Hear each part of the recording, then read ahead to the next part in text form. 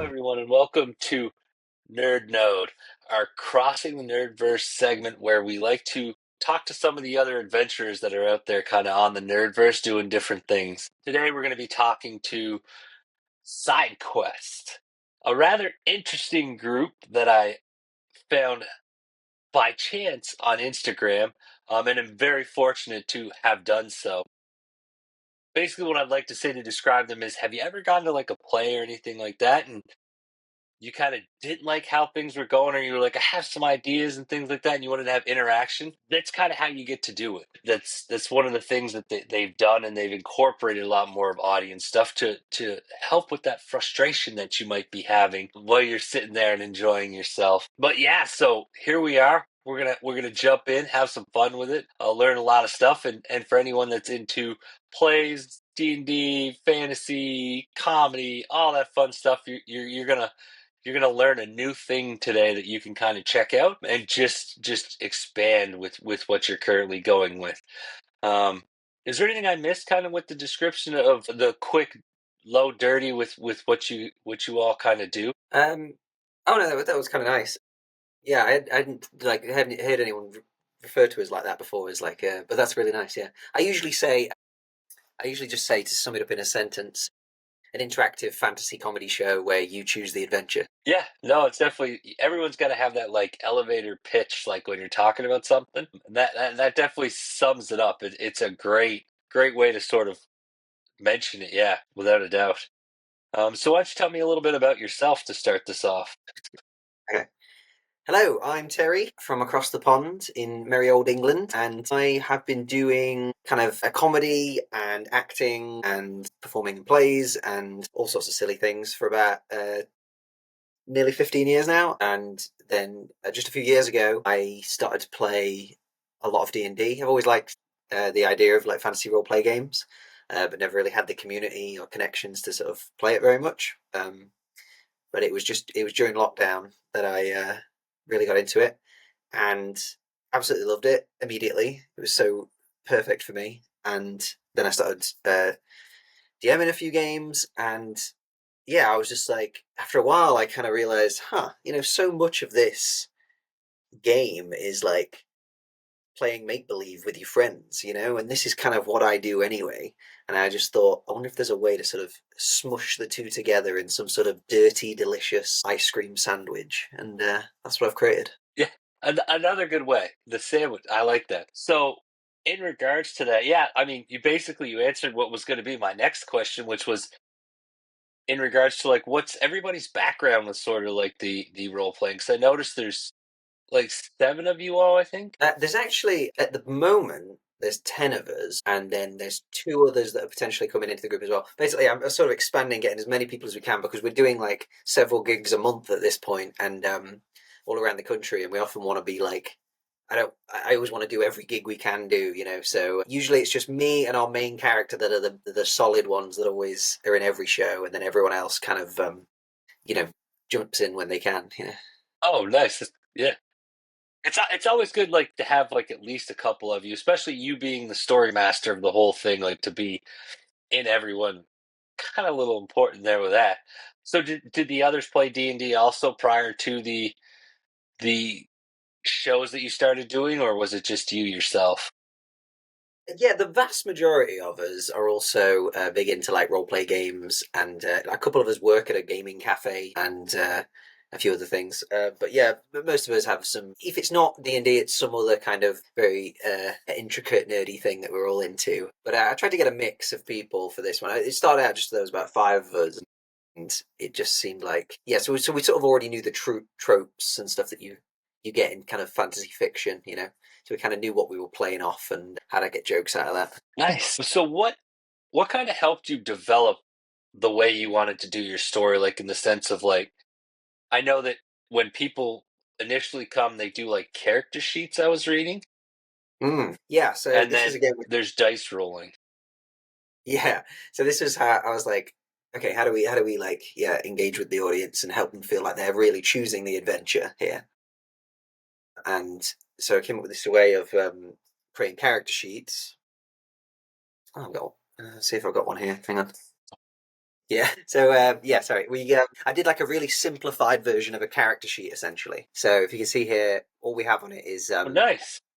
people just need to fill in a name, a skill, and a random trait, and then we just kind of put those in a big pile. We don't read them or anything. We begin the story, and then only whenever a character walks into a scene and announces they're present do they pick it up live in front of the audience. You know, be like, "My name? Well, my name is Balthazar the Smelly."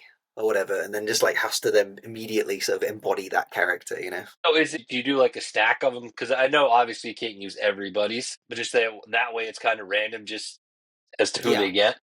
to be honest, I'm this the show I initially started, but we started in a very small venue of maybe, and there was a crowd of maybe 40 people, so we actually could do a pretty good shot of getting around pretty much everyone's suggestions. But as as the show's grown, unfortunately, you know, we can't do too many. So yeah, now we just sort of mix them up and put them in a pile. So I'd say if you come to the show, you've got a good chance of getting something, one of your characters read out. And if it's not that, we also have these little location slips. So you just write on them any location that comes to mind. Any it could be real world fantasy, whatever one you invented, anything. So there's that as well. And then yeah, the final thing is the dice rolls as well, and the audience voting. So no matter what, even if you don't get your character read out, you'll have a big say in like what happens in the story. That's pretty neat. So, has there been a lot of change like with the actual structure of the story? Have you done a lot of changing as you've gone along? Like, did you see things that didn't work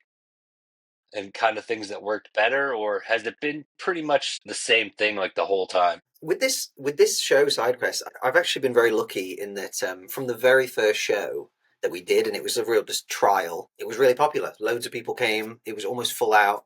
And since then, we've just been going great. So I actually haven't changed it too much. I've just tried it to get us better. You know, we didn't in costume for the first one. That was one thing we were like, we've got to start dressing up for this. Yeah, we sort of refined it a bit. But I will say it took before we started though, I did do a lot of thinking because I'd done lots of other shows in the past, like lots of improv shows, and I specifically tailored this show to what I'd learned from all those other ones. Like for example, if you've ever been to an improv show, I don't know if you have, but I've watched a few. Yeah, I've never okay, been to one live, but I've definitely watched a few. cool, cool. So one big part of a lot of improv shows is that you get audience suggestions, and what they usually you say to the audience, "Oh, what's something you ate for breakfast today? Give us a location of somewhere you'd like to go," and then you know whoever is the loudest in the room, I guess, yells out, and then you try to use that. I always had mixed feelings about that because it's like it's clear that it's spontaneous because someone just yelled it, and now you're in that scene, which is nice. But I always feel like for me, as when I'm watching things, I like to feel quite protected as an audience member, and especially I think because I also come from a very sort of like introverted space, you know, and I always feel for the introverted people in the room whenever that stuff happens, where they look directly at the audience and go, "Okay, now you there, tell us something," and it's like, ugh, it's just a little intimidating, a little weird. So I specifically tried to design a show where literally that never happens. Really, we hand you these character sheets at the beginning as you're sitting down, and then we leave you to it, so you can take your time, fill them out. They get put in a pile. We don't even know who wrote what.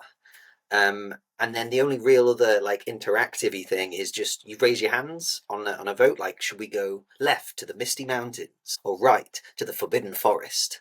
And then everyone raises their hands based on each one, and majority rules. You know, that was my way of like trying to make it more accessible, I think, and it's served as well. Yeah, accessibility's become a lot bigger, sort of in the nerdverse as a whole. I've noticed the last couple years, especially with COVID hitting. So it's really nice to see that kind of everybody is sort of doing more accessibility stuff. So it's great to see that. I never even considered that though, like the yelling out, because I'm not an introvert.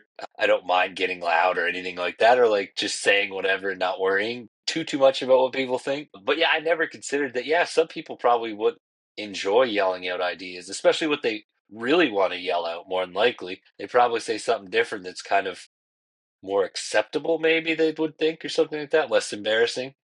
So yeah, that's pretty cool to take it that extra step to kind of just make sure everybody's sort of involved. So What led to your very first live show, and what's been your favorite location you've done so far? Ooh, I think I think part of the instigator to making the show was when I was playing D&D a lot over like lockdown. I had a lot of friends that I know from other social groups, and I was like, I could run one, and I think this person would love it, and this person would love it, and this person would love it. When I asked around people like, oh, would you be interested in doing this, like a kind of role play game? They predominantly the responses I got were, and these are not from my nerdy friends; these are from my more, normie friends. The responses I got were often like pretty much the same. They were all like, "That sounds interesting. I'm intrigued, but it sounds like a lot. Like, do I need to know loads of lore and do loads of research and like maths and is that really complicated stuff? Like there was that sort of hesitation there, like intrigue but hesitation. So I made like a really stripped down version of a campaign just to make it super accessible to people. Like all they need to do is come up with a character and I just had a couple of stats for them, and the main focus was just on the role play. Like, and that was kind of the driving force to then making this show because people loved it and they were like, I didn't know it could be this fun and great. And I'm like, yeah, that's so much of the game is just being silly and playing make believe with your friends. I definitely think a lot of people lean away from the role playing just out of hesitation because I know even personally myself, I've DM'd games. I have a hard time doing different voices and being different people. I mean, I do it. I don't do the voices. I'm hesitant to that. Just because I feel cheesy, like I'm not doing a good job, or like that is one thing I will get. I wish I could get more into it, the role playing side. Like I love doing the writing, the politicking, the different things Yeah, in the and story, you know but to what? actually Yeah, it's act, great. it's so hard. Yeah, and to be fair, like that is completely valid. Where if you want to play the game and you're not that into like this specific role playing of the character, that's completely valid. Obviously, like that's great and everything. But yeah, obviously as a performer, I'm just born to do that. And what I like about the shows is we get super nerdy people coming out of their caves to come watch us because it's safe. Like we're the ones making fools of ourselves and being silly characters on stage. You can relax and watch in the audience and from behind the scenes, almost like directors. So yeah, it's kind of like everyone wins really.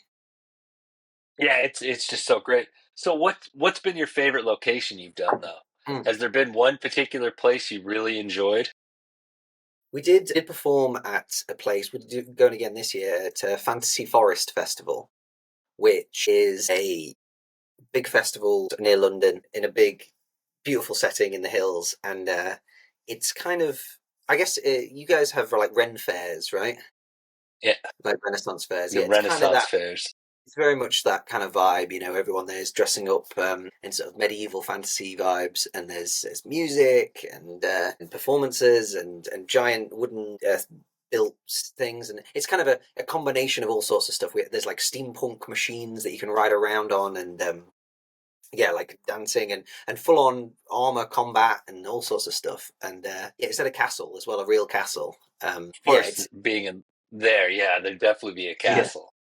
Yeah, oh, they're on every street corner in England. It's so boring. No, that one was super super fun because and I kind of knew straight away as when I heard about it and they contacted us to see if we want to perform. I just straight away I was like, we've got to go to this. I feel like that would be the place for us to go down well. And yeah, it was amazing. It was so great. They gave us this little stage because I was like, they're like, oh, how much do you need and stuff like that, and we were like, oh, maybe just a little stage, and they just put a few benches in front of it. Immediately, all those benches were full, and people were standing behind it, sitting on the grass right near us, like and even when it started raining, we did like 2 shows a day. Even when it was absolutely pouring down with rain, somehow we got more people. I don't know how they were just braving the rain to come see us. It was so fun and so silly, and like, yeah, it was great to see everyone sort of just immediately like vibe like that, and it felt like I was connecting with all the like hundreds of people that I'd never met, and yeah, that's definitely a highlight. Nice. So do you have a lot of like do you do any like crowd interaction like at the end, like do you all ever meet the people or anything like that, and like do they ever talk to you about the show or anything like that? Yeah, we've managed to get some nice feedback. again, I'm a tiny bit hesitant sometimes on like trying to. I kind of like do the show and then leave it a little bit. I get out of costume full on, like, into Yeah. because again, I think a lot of the people who come are quite awkward and introverted, and I don't want to put any pressure on anybody. But yeah, I sort of mingle around afterwards, and I usually get to chat to some people, and we've heard some great things. We do like definitely Fantasy Forest was one where like people came rushing to us afterwards to get badges off us and take photos and stuff, and that was great. But yeah, we've done like now we kind of just do mostly around Sheffield, which is where we're from, and yeah, to try and go a bit further afield. We're doing regular shows in London soon. We did. We're doing comic. We're doing quite a few comic cons. We do like the London MTM Comic Con every year. That's a good one. What was the question again? Sorry. I was just curious about mingling with everybody afterwards if you did. Yeah. And what are these badges? Because I have heard about them. Just Mm. like going through everything. So is it like particular fan badges or? We just made a few badges. I got a couple here. You can have a look. This is like our artwork from Tom, who's one of our players. He's a really good artist. Draws some stuff for us. Makes all our That's pretty posters. neat.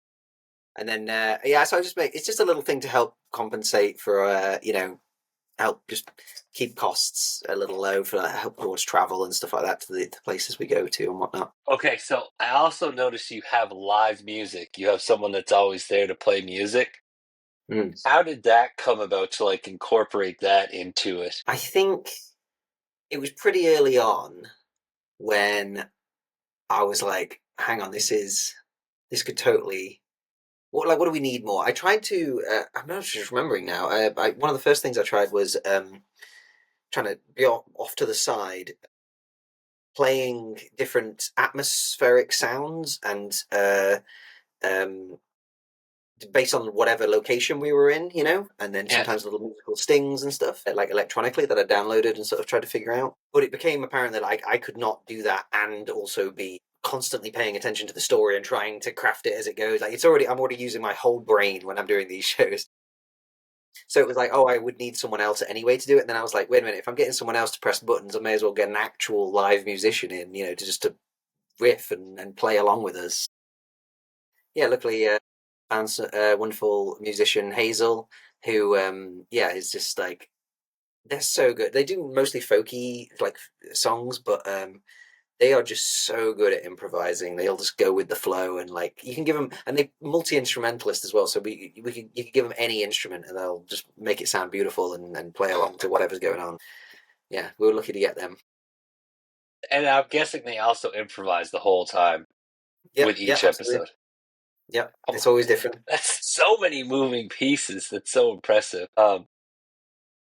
All right, so what's like one location you're striving to get to? Is there one particular venue somewhere in all of Europe or even in North America or somewhere that you really would like to kind of perform at some point? It's a good question. I think I would like to just get out of England and do shows elsewhere. We're not quite at that point yet where we could really afford to do something like that, but things are going great, and like I feel like it wouldn't be too long. Hopefully, there's things like the Berlin Improv Festival that I'd love to go to. Yeah, I mean, I guess there's so many places that would be amazing to play at. It's kind of the thing is we're just a little niche, like we're still a little bit like this specific crowd. Like I try to be as open and welcoming to everyone as possible, but I feel like the majority of our audience is still sort of like a specific nerdy crowd. So it'd have to be fitting. So we do really well at cons, lots of comic cons and stuff. So any bigger cons we would love to go. Any cons in America would be amazing to play at. I think we'd go down well. No, I definitely like the way you interact. Like just because, and I don't mean to compare the two because you're not similar realistically, but they've started doing venues like you. Is like when you look at like the D20 like crew and stuff like that, like they've started doing like playing in front of everybody and they have an audience and like I don't find that they have audience interaction. So I actually think you all could probably pull it off anywhere, especially with the interaction. I think the only thing you'd have a problem with is that dice, like trying to get people in the far back to throw that Yeah. dice. That could get a little crazy. But other than that, I actually think, especially the way, like just the incorporation of people, I think you could probably pull it off almost anywhere. I don't think there's anywhere you couldn't succeed. Oh, thanks. Yeah. Yeah, to me, it's funny you mentioned that, because I remember when I was going to the Edinburgh Fringe, we went for the first time last year, and I was looking at what else was going on that might be similar to us. And there was quite a few. I mean, it's getting more and more popular, I think, in the mainstream, like role play games, which is lovely.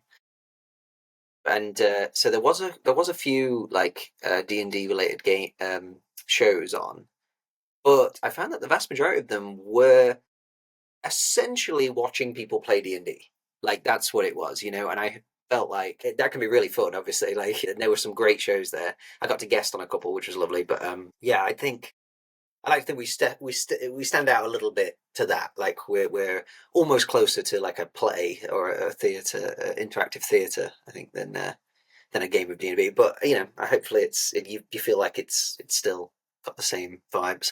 It definitely does. Just getting to watch like what I did on YouTube, it definitely has the same vibes, like with the way that you interact. And even I really love the fact that when you come out to like do anything with the story, the actors immediately just freeze and everything sort of stops to give that extra flair to it. Like something big's going to happen, like the dice roll or like the hands up and things like that. So I thought that was really cool. And yeah, I definitely feel like most of the D&D stuff or any of the role playing, the tabletop role playing stuff is usually a lot of it seems like seated, just kind of playing the game, which is cool. Like I'll watch it once in a while, but I like having something to do with the story. Anytime you get to do something with a story, it's just so much, you feel like it's yours a little bit. Yeah, exactly. And this is again me for if for me it's just like if we're gonna do a show like this, it's like you want to make it feel like the audience has an actual say in this. Like sometimes people do stuff where they're like I mean, long form improv is like you get a prompt right at the beginning, and then you just go for like 2 hours on that one person who said one thing right at the beginning. That is using the audience's suggestion and making a whole show for it. But that means every single other person in that room had nothing to do with this story, whatsoever. And I feel like I don't want to ever let anyone down. I want to feel like people really. I try my best to get through as many characters as we can. We get through as many locations as we can. We try to have as many choice. Every scene has like a choice that everyone gets to pick of which way it goes. And then the dice rolls. Sometimes I'm just running to the back of the crowd, like, "You there? I saw your hand up earlier. Yes, you can throw it now." Yeah, I definitely saw you running around when I watched that one episode. You were definitely all over the place. Like the fan from the back like threw it, and then it only made it halfway, so the other person had to finish the throw up onto the stage, and like Yeah, everyone was bouncing just around. getting into it. Yeah, No, that was that's great. that's great. So, is there anything else that you think everyone would like to know, or anything like that? Is there anything else that you want to get out there before we come to a close with this? If there's anything else you want us to know, or like I'm definitely going to let everybody know your next location.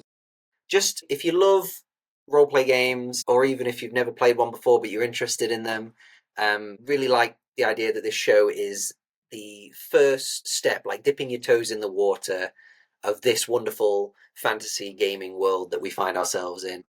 And yeah, if you like what we do, then you're probably going to like playing all sorts of fun role play games because it's not that much further really. So hopefully people will see that and just have a great time. I mean, if nothing else, you'll have a really fun time. I highly recommend it. I definitely at some point want to try to get to see it live. Getting over the ocean right now is a little bit of a challenge, but hopefully I can at some point. So yeah, the next shows you got going on are going to be at Hope Theatre in London, 4th of May, 29th of June, and 3rd of August is what I found. And just so everybody knows, if you are any of our fans that are over the ocean, or if you're going to be traveling that way, I am going to post in all of our little clips and stuff like that. I'll post the link to getting tickets for the Hope Theater. I'll also throw in their Instagram links. That way you can jump on and kind of check out little tidbits and see what you enjoy. If you've got any other questions or anything like that, you can always pop on and ask me. Or, like I said, I am going to have their Instagram link on there. So feel free to reach out to them, kind of ask them some questions. Back and forth. We've been talking about this interview for a while now. So I definitely know that they'll have no problem getting back to you and kind of letting you know. And maybe there's going to be a way that I can kind of do something for any of our fans over there on the other side in regards to maybe tickets or something. I'll take a look at that. But I'll definitely keep people posted, and I'll obviously update prior to the shows and kind of make sure that everybody knows the dates and stuff like that, so they can get out there, check it out, and definitely have a good time interacting with everything, as opposed to just sitting there and kind of being there. But yeah, so thank you everybody for coming out. Thank you for being part of for this interview. I really appreciate you giving me the chance to talk to you and kind of learn a whole different side and get to watch something I haven't gotten to see in a long time. So I definitely I appreciate you being here so much. It's pleasure's all mine. Thanks for interviewing us and thanks for all your kind words. Yeah, and spreading the good word. Always. Again, everybody, thanks that watches this. Make sure that you check us out. So Crossing the Universe, I got all my links. It's going to be in the bio. Yeah, just support however you can. Thanks. Have a great day.